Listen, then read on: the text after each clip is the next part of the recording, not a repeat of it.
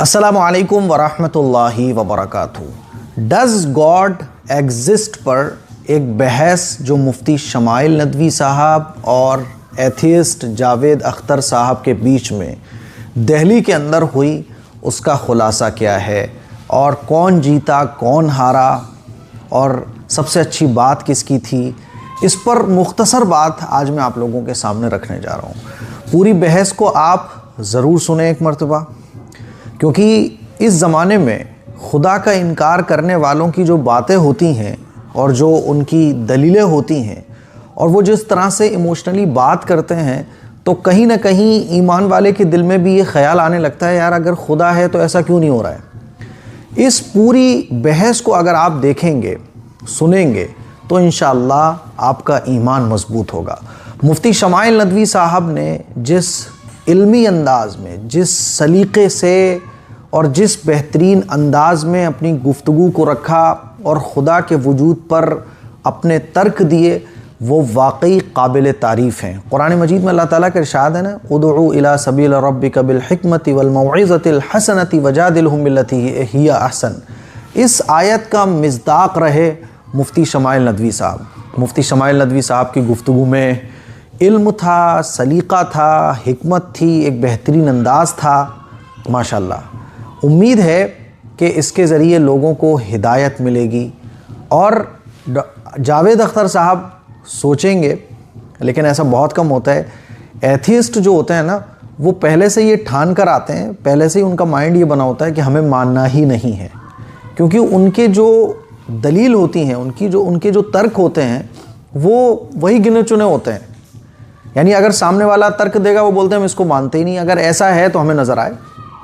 याद रखिएगा, खुलासे के तौर पर जो मैं बात आप लोगों के सामने रखने जा रहा हूँ, पहली बात तो ये समझ लीजिए कि जब से अल्लाह ताला ने कायनात बनाई और इस कायनात को बनाने के बाद पैगंबरों को भेजने का अल्लाह ताला ने सिलसिला शुरू किया, तो पैगंबरों को झुटलाने वाले तक पैगंबरों के ज़माने में मौजूद रहे।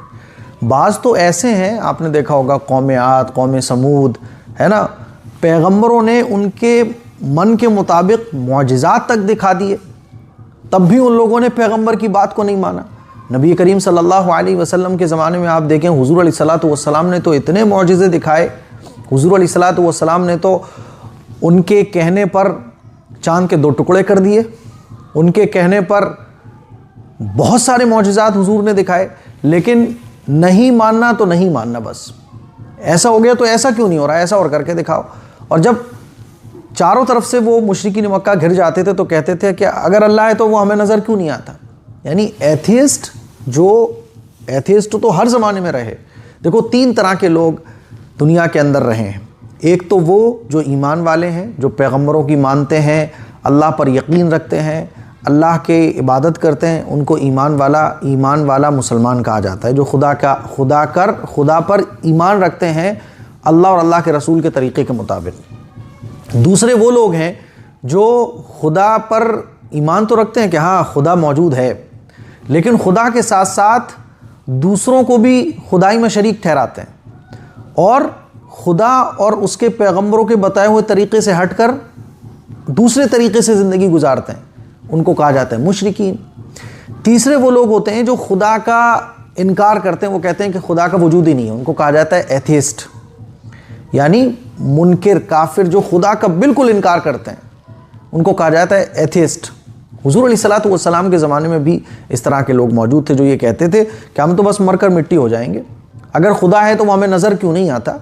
तो भाई साहब, ये जो लोग हैं ना, ये शुरू से चले आ रहे हैं और इनको नहीं मानना, अल्लाह ताला ने कुरान मजीद में जगह जगह इस बात को बयान किया कि ये लोग ईमान लेकर नहीं आएंगे, ये लोग गुमराही के रास्ते पर जा चुके हैं, ये लोग सच और हक़ को समझना ही नहीं चाहते, और इस तरह के लोग हर ज़माने में रहेंगे। उसी में से एक जावेद अख्तर साहब हैं जो सामने वाले की बात को समझना ही नहीं चाहते।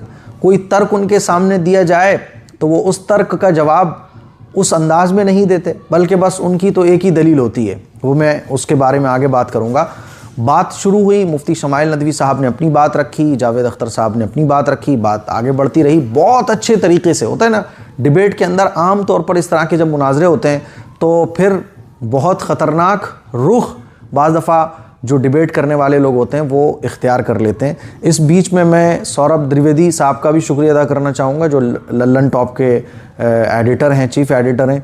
उन्होंने बहुत अच्छे ढंग से जो मॉडरेटर का काम है वो बहुत अच्छे ढंग से उन्होंने अंजाम दिया। बात गुफ्तगू चलती रही। मुफ्ती शमाइल नदवी साहब ने जिस तरीके से इल्मी अंदाज में दलाइल की बुनियाद पर साइंटिफिकली अपनी बात को रखा ना, तो जावेद अख्तर साहब के पास जवाब ही नहीं था। बल्कि जावेद अख्तर साहब ने बीच में रोक कर ये कहा कि इस तरह की जो आप इंग्लिश और इस तरह की जो आप बात कर रहे हैं मैं नहीं जानता, मुझे तो आप समझाओ कि इसका मतलब क्या है। तो इससे पता ये चल रहा था कि जावेद अख्तर जो है ना, बस उनकी वही गिनी चुनी दलीलें हैं। एक तो इमोशनली वो लोगों के जज्बात के साथ खेलते हैं, दूसरा उनकी जो सबसे एथियस्ट जो भी होगा ना वो कहेगा कि अगर खुदा है तो वो नज़र क्यों नहीं आता, अगर खुदा है तो वो दिखता क्यों नहीं है। जावेद अख्तर साहब ने वही किया। मुफ्ती शमाइल नदवी साहब ने जिस अंदाज़ में मेहनत की, जिस अंदाज़ में तैयारी की, तो देख के लग रहा था जावेद अख्तर साहब को कोई इन तमाम चीज़ों से उनका कोई लेना देना नहीं है। बस उनकी तो आखिर में, यानी पूरा खुलासा बता रहा हूँ कि मुफ्ती शमाइल नदवी साहब ने अपनी बात रखी, जावेद अख्तर साहब ने अपनी बात रखी, और आखिर में जावेद अख्तर को ये कहना पड़ा कि भाई अगर खुदा है तो कोई मैच हो रहा हो स्टेडियम में और खुदा आकर कह दे कि मैं खुदा हूँ, ऐसा क्यों नहीं हो जाता? खुदा अगर है तो वो हमें नज़र क्यों नहीं आता? मुफ्ती शमाइल नदवी साहब ने इसका जवाब दिया।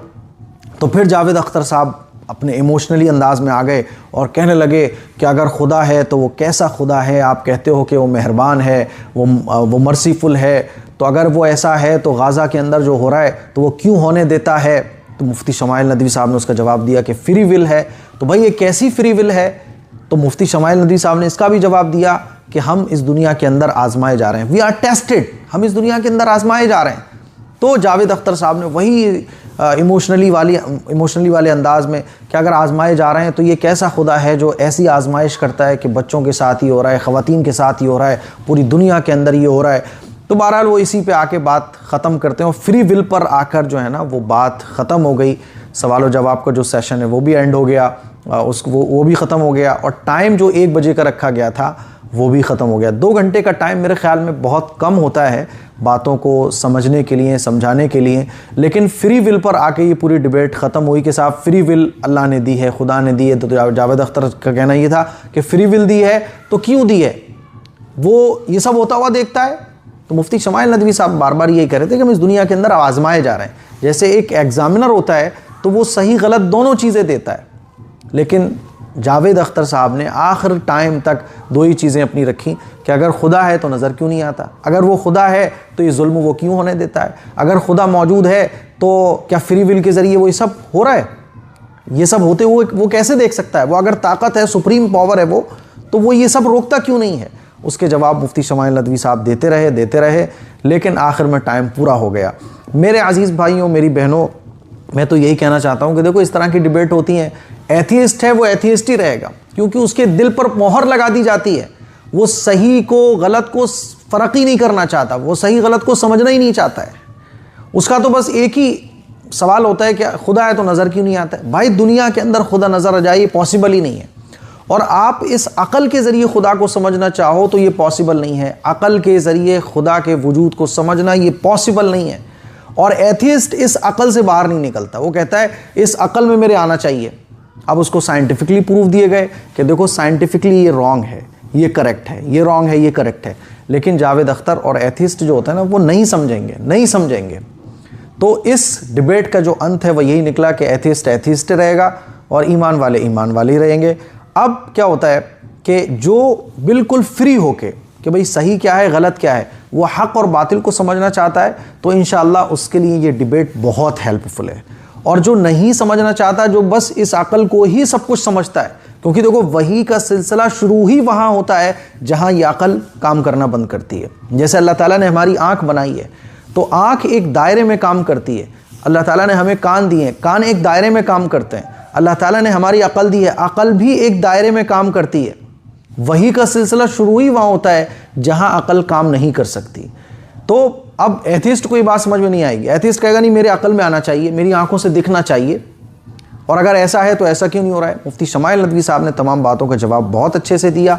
इसीलिए अब ज़रूरत इस बात की है कि अल्लाह के वजूद पर हम 2 फ़ायदे इसके बहुत अहम हुए हैं। एक तो ये कि मदरसे वाले तलबा को, जो ऐसा समझा जाता था कि इनको नॉलेज नहीं है, साहब इनको तो पढ़ना लिखना आता ही नहीं है, मुफ्ती शमाइल नदवी साहब ने इंग्लिश में और साइंटिफिकली और इस्लामी एतबार से और एक ज़मीनी सतह पर एक आम अंदाज में जावेद अख्तर साहब को समझाने की कोशिश की। तो एक फ़ायदा तो ये कि मौलाना लोग इस स्टेज पर भी देखो कितने अच्छे अंदाज में इल्मी गुफ्तगू कर सकते हैं। मौलाना अगर कोई बनता है तो ये मतलब नहीं होता कि अब वो दुनिया में पीछे रह जाएगा।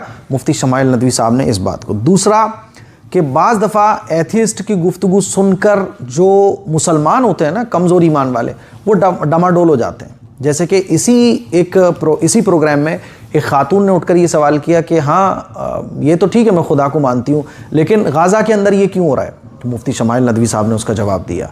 तो इंशाअल्लाह ईमान वालों का ईमान मजबूत होगा और खुदा से मोहब्बत इंशाअल्लाह इस डिबेट को देखने के बाद बढ़ेगी। ये डिबेट आपके ईमान को मजबूत कर देगी। ये डिबेट जो शक और शुबुहात होते हैं ना खुदा के बारे में, उसको दूर कर देगी।